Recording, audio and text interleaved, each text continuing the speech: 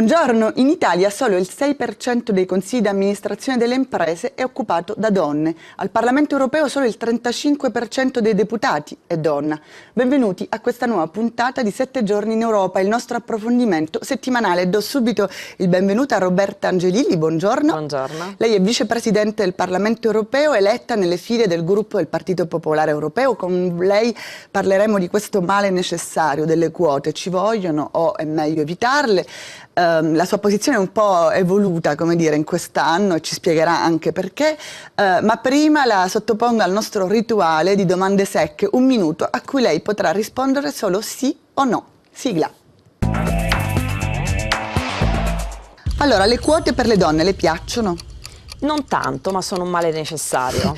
Eppure adesso le accetta? Assolutamente sì. Nelle imprese ci vogliono? Ci vogliono perché le donne non ci sono. E in politica? E in politica anche.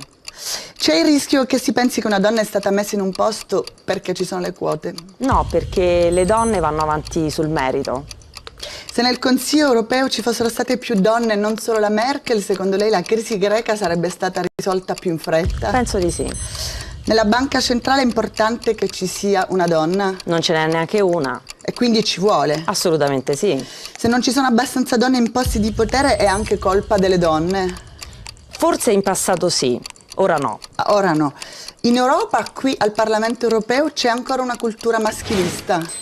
Tendenzialmente sì. E lei soffre di questa cultura maschilista? No, assolutamente. No. Berlusconi sarà di nuovo primo ministro? Non lo so, lo decideranno gli elettori, i cittadini. Un presidente italiano al Parlamento europeo ci vuole? Sì. Potrebbe essere lei? Non lo so. Ah, non lo so. Grazie, il nostro piccolo gioco settimanale. Allora, parliamo di questa crociata condotta dalla commissaria Reding, che insomma ha rilanciato dopo appunto la prima debacle 3 settimane fa, in cui ha dovuto ritirare la sua proposta. Riparte alla carica con una proposta che resta obbligatoria per gli stati di portare fino al 40% la presenza delle donne nei consigli di amministrazione delle imprese. Secondo lei è una cifra realistica? Ci si può davvero arrivare? Perché appunto partiamo da paesi come l'Italia, dove insomma il livello è veramente bassissimo. Secondo me ci si può e ci si deve arrivare, ovviamente nei tempi, quindi con una roadmap, però è indispensabile questa rappresentatività perché siamo a dei livelli assolutamente assurdi, cioè una donna su 10 siede in un consiglio d'amministrazione, quindi la proposta della Reding è quella di riequilibrare la rappresentanza prevedendo che almeno il 40% sia costituito dal sesso sottorappresentato, quindi non è che parla di donne, se ci sono consigli di amministrazione a prevalenza femminile saranno gli uomini a dover risalire la china. Però è un modo elegante per dire insomma favoriamo le donne, visto che i dati ci dicono chiaramente che le donne sono sottorappresentate diciamo quasi sempre. Sì, quasi sempre, certo. Quello che mi interessava era capire un po' la sua spiegazione, perché un anno fa ci siamo incontrati e lei ci ha detto: guardate il mio esempio, lei è diventata vicepresidente del Parlamento europeo, è molto giovane e insomma lei rivendica le sue capacità personali di aver fatto politica, di essere arrivato a un livello importante. Lei diceva le quote insomma non sono un buono strumento. Che è successo durante quest'anno per accettare adesso la necessità delle quote? Ma, io sono sulla stessa posizione della Reding, nel senso che noi partiamo da un notevole scetticismo nei confronti delle quote, perché entrambe pensiamo che le donne, come tutti, devono andare avanti sui valori, sul merito, sulle capacità. Tra l'altro vale la pena ricordare che il 60% dei laureati in Europa sono donne, quindi le donne puntano tutto sul merito e sulle capacità. Però a un certo punto quindi la loro carriera si interrompe. Esatto, c'è il cosiddetto muro di gomma, il cosiddetto tetto di cristallo, per cui le donne non vanno avanti nonostante i risultati. Allora per 2 anni la Reding ha provato a consultare le imprese, a proporre codici di autoregolamentazione, buone pratiche, quindi ha tentato tra virgolette con le buone maniere, no?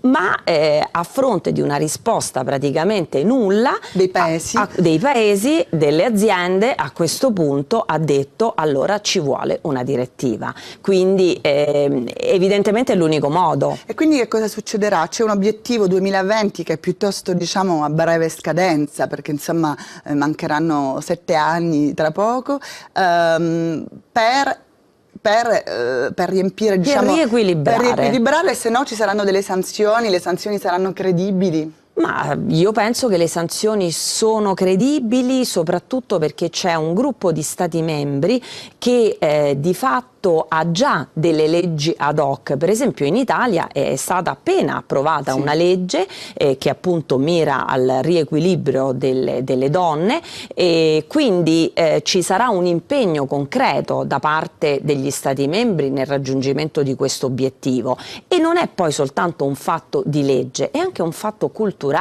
che è molto importante, che dà forza alle donne, che dà coraggio alle donne, che stimola un processo virtuoso. In politica? Pure? In politica lo stesso, tra l'altro il più del 50% dei cittadini europei in realtà sono donne, quindi è una maggioranza che deve essere rappresentata. Un effetto statistico. In politica sì, tra poco, diciamo, tra un anno e mezzo ci saranno le elezioni europee, quindi ci vuole una legge, diciamo, comunque favorire la presenza delle donne nelle liste. Non crede che non basti mettere, come dire, una presenza numerica, ma bisogna anche assicurare a queste donne nelle liste dei posti chiave, perché se poi sono solo presenti per riempire una statistica, ma che sono in basso a una lista dove, come dire, i primi solo vincono, alla fine non serve a niente. Qual è la sua esperienza, diciamo? L'esperienza è che le donne poi sono molto determinate, che hanno tutte le carte in regola in termini proprio di capacità per andare avanti, cioè sono quelle che producono i migliori risultati, sono quelle meno assenteiste, sono quelle che lavorano di più, che producono proprio di più. Ma forse non dimandano sempre che i loro diritti siano, come dire, presi in conto, si fanno, come dire, guidare. Ma no, secondo me sono più attente alla sostanza che non, tra virgolette, alla carriera e al potere. Però ovviamente più donne ci sono e più si fa rete e più tra l'altro si producono risultati positivi. Questo vale anche per le aziende. Bene. Allora, adesso guardiamo che cosa è successo questa settimana e il resto dell'attualità ce lo racconta Caroline Grasso. Mobilisation de haut rang pour sauver la politique de cohésion à la veille du prochain sommet européen. Mardi, 12 chefs de gouvernement se sont réunis au Parlement pour réaffirmer leur soutien à une politique de cohésion forte et solidaire. Chaque année, plusieurs dizaines de milliards d'euros sont alloués par l'Union pour financer des projets d'infrastructure et de recherche, notamment dans les États en retard de développement. Cette mobilisation fait suite aux menaces qui planent sur le futur budget européen pour la période 2014-2020. Plusieurs États souhaitent couper drastiquement dans les dépenses. L'heure du grand oral pour Tonio Borg, le ministre des Affaires étrangères maltais, a été auditionné mardi par les eurodéputés. Tonio Borg a été désigné en catastrophe pour succéder à John Dalli, l'ex-commissaire à la santé et aux consommateurs. Dalli a dû démissionner après avoir été soupçonné d'avoir couvert une tentative d'extorsion. Quant au nouveau commissaire désigné, il est numéro 2 du parti nationaliste au pouvoir à Malte et avocat de profession. Sa nomination doit être validée en plénière la semaine prochaine à Strasbourg. En pleine crise de la zone euro, la valse des ministres débute au Parlement européen. Après le ministre de l'économie et de la concurrence espagnol Luis de Guindos lundi, les ministres grecs des finances et des affaires sociales étaient invités pour un échange de vues avec les eurodéputés de la Commission économique. Quelle solution pour sortir de la crise ou réduire le déficit de leur pays ? Pour la première fois, des ministres se sont expliqués devant les eurodéputés. Une zone euro plus politique, c'est maintenant ? Roberta Angelilli, allora abbiamo visto sono successe tante cose, però la notizia freschissima è che il Parlamento ha abbandonato il tavolo dei negoziati con Commissione e Consiglio sul budget. Si trattava di trovare solo 9 miliardi, insomma in fondo poca cosa per l'anno prossimo, eppure ci sono alcuni paesi che fanno muro. E allora il Parlamento ha detto se così è non ne parliamo proprio. Le preoccupano la preoccupa questa discussione, tra l'altro alla vigilia di un summit proprio sul bilancio dei prossimi anni, dove sembra che appunto alcuni paesi non vogliono assolutamente aumentare di una virgola il bilancio, che già, ricordo ai nostri ascoltatori, è di 1% della ricchezza prodotta, quindi parliamo di poca cosa. Sì, perché questi tagli vanno a colpire soprattutto la solidarietà, il sociale, il lavoro, vanno a colpire i giovani, si taglia sulla formazione professionale, sulla coesione sociale, si taglia per esempio sui fondi per l'Erasmus, quindi è assurdo, noi rischiamo proprio una sfiducia dei cittadini, soprattutto dei giovani cittadini rispetto all'Unione Europea, cioè se l'Unione Europea non è più l'unione della solidarietà, della coesione e del lavoro, che unione è? Non ha più senso. Poi sarà difficile tra un anno e mezzo convincere gli elettori a venire a votare se non avete, come dire, delle cose da offrire. Certo, ma noi abbiamo bisogno di offrire speranze, opportunità concrete e veramente è triste che ci siano degli stati membri capitanati poi dall'Inghilterra. L'Inghilterra usufruisce del cosiddetto sconto britannico, cioè mette meno soldi, è un vecchio accordo degli anni '80 che adesso non ha più senso. Bene, riparleremo sicuramente del bilancio nelle prossime settimane. Grazie Roberta Angelilli di essere venuta. Arrivederci. Arrivederci.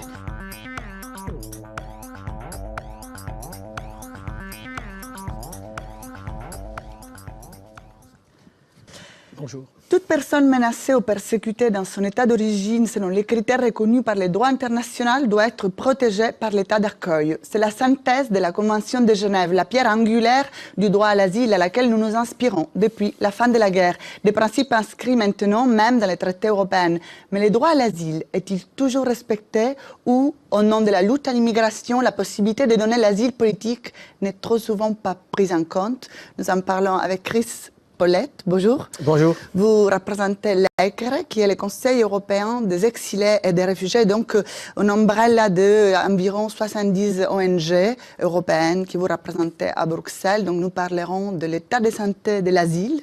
Mais tout d'abord, notre rituel, comme tous les invités, 1 minute de questions, oui ou non. C'est parti. Alors, l'asile se porte bien en Europe? Oui et non. Oui et non. La politique commune de l'asile au niveau de l'Union européenne a-t-elle bien construite?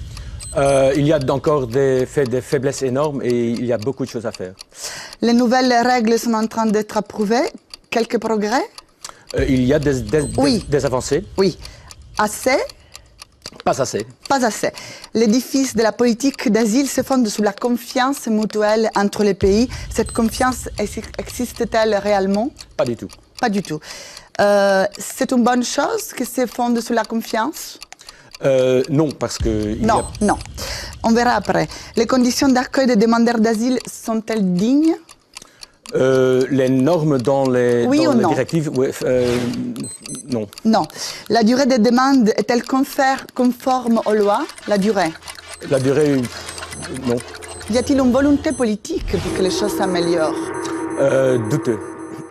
Non. Douteux, non. Douteux, non. Donc c'est plutôt non, je dirais. Ouais, non. Bon, merci beaucoup. Merci beaucoup. Pas facile, 1 minute de synthétiser tout ça. Alors, nous avons réalisé un reportage en Belgique sur les demandeurs d'asile. Une femme se demande pourquoi elle doit rester dans un centre fermé toute la journée. L'autre, c'est un mineur afghan. C'est un reportage signé Arnaud de Molder. Dans le centre fermé, situé à quelques centaines de mètres de l'aéroport de Bruxelles, l'accueil est glacial. Portique de sécurité, caméras de surveillance et grillage. Voilà le quotidien de Sima, une jeune activiste iranienne de 21 ans ayant fui sa république islamique. You get that feeling because after all it is a closed center. They call it center, don't call it prison. But yeah, you get that feeling. It gets hard. Comme Sima, les 90 autres résidents de ce centre fermé attendent d'être fixés sur leur sort, le statut de réfugié ou l'expulsion. Do you have the impression then that the majority here of asylum seekers are just economic refugees? Well, I think most of them, yes, because I know the decisions they give and I trust that the Commissioner General is doing a good job. So if they give a negative decision, that it really is because they did a good investigation. So if I see the figures, I have to make the conclusion that most of them are not real political refugees. Cet afflux de réfugiés pose problème à la Belgique. En 2011, elle a été condamnée par la Cour européenne des droits de l'homme car elle a renvoyé un Afghan en Grèce, pays où selon la Cour, les conditions d'accueil sont inhumaines. Autre problème, celui des mineurs non accompagnés. Contrairement à Ousmane Zai, le jeune Afghan de 17 ans, beaucoup ne trouvent pas refuge dans un centre pour demandeurs d'asile. First I go to Iran, from Iran, Turkey, from Turkey, Greekland, from Greekland, Italia, from Italia, France, then here. And why Belgium? I didn't knew that it's Belgium. Yeah, when I just go inside, I thought that they'll give me eating. And when I go inside, then they just take my fingerprints and then they send me to Snookersville. Ousmane Zai a donc passé près de 2 mois dans un autre centre fermé en Belgique avant d'arriver ici. Aujourd'hui, il va à l'école tous les jours et tente d'oublier la mort de son père, tué par les talibans en Afghanistan. My papa was the best. And when he died, our life is finished. Everything has changed. La Belgique a été condamnée plusieurs fois pour avoir détenu des mineurs en centre fermé. Le manque de place en est la principale raison. Chris Paul, nous revenons donc en studio. Vous représentez l'ECRE, qui est le Conseil européen des réfugiés exilés à Bruxelles. Tout d'abord, ce reportage, il vous inspire quoi? Il y a une femme qui se demande pourquoi je dois rester comme en prison toute la journée. Est-ce que c'est normal que pour le traitement de la demande d'asile, les gens restent dans un centre fermé? Non, d'après nous, c'est tout à fait pas normal. C'est incroyable qu'en 2012, les États osent encore utiliser ces moyens-là pour faire leur politique d'asile et de migration. Et donc, si on voit comment en Europe, plus systématiquement on utilise la détention, on est dans la mauvaise route en fait. Mais le problème, les États vous diront que comme ils ne savent pas encore si ces gens sont en effet des immigrés économiques, on va dire, donc ils cherchent juste aux meilleures conditions de vie, ben, si on les laisse en liberté, ils peuvent s'enfuir, s'en aller. Je crois qu'il y a des moyens à accompagner les gens, à les accueillir dans des centres de réception qui soient plus ouverts, qui sont plus ouvertes et qui sont plus dignes, quoi. Parce qu'il faut pas oublier que ce sont des gens qui n'ont commis aucun crime, bien sûr. Bien sûr. Faisons juste un pas en arrière. Le Parlement, donc les conseils, ils sont en train de terminer une réforme, on va dire une update, une mise à jour des règles de la politique de l'asile. Plusieurs choses, aussi l'institution d'un bureau d'appui sur l'asile. Est-ce que pour vous, il s'agit d'une vraie réforme ou, comme quelqu'un nous a dit, c'est plutôt un relooking, faire semblant qu'on améliore les choses, mais en effet, tout va rester comme il est jusqu'à maintenant? Je crois que notre jugement est plus nuancé, je crois. Il y a des avancées, il y avait en fait une attente sérieuse de la part de la Commission de faire une réforme fondamentale de plusieurs directives. Mais c'est vrai que le résultat est assez décevant. Qu'est-ce qu'il y a de positif et qu'est-ce qu'il y a alors de négatif? Je crois qu'il y a des avancées dans le contexte du règlement Dublin, par exemple, qu'on a maintenant l'obligation d'organiser un interview avec le demandeur d'asile dans le contexte de cette procédure. Mais on doit peut-être rappeler très rapidement qu'est-ce que ça veut dire Dublin. C'est la règle du premier pays qui doit traiter la demande. En effet, donc c'est un système qui détermine quel État est responsable pour examiner la demande d'asile pour quelqu'un qui entre en Europe. En fait. Et qui est le responsable, le premier pays? Voilà, dans la plupart des cas, c'est le pays de première entrée en Europe. Donc, entretien obligatoire, ça c'est positif? Oui.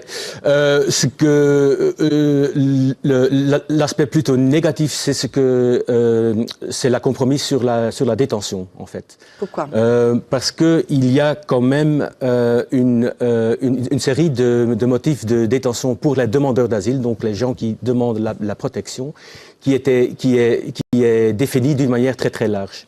Et donc, on craint que néanmoins le fait que c'est une liste exhaustive des motifs de détention pour les demandeurs d'asile, dans la pratique, ça peut résulter dans une sorte de détention systématique dans certains pays. Donc rien ne changerait dans la substance. Le Parlement a été assez courageux, à votre avis, pour défendre une vraie réforme de l'asile? Je pense qu'ils ont fait un bon boulot sur certains aspects, mais notamment sur la question de la détention, ils pourraient être plus courageux, je crois. Il nous reste vraiment 20 secondes. L'asile en général, est-ce qu'il se porte bien en Europe ou c'est un droit, comme je disais dans l'introduction, que trop souvent est bafoué au nom de la lutte à l'immigration clandestine? Je pense que notamment à nos frontières européennes, il y a des grands problèmes. Ça c'est clair. Et je crois que ça, c'est le grand défi pour l'Europe. Maintenant, on a maintenant établi tous ces instruments, mais comment on va faire en sorte qu'ils sont respectés dans la pratique. Je crois que c'est ça le grand défi pour les institutions.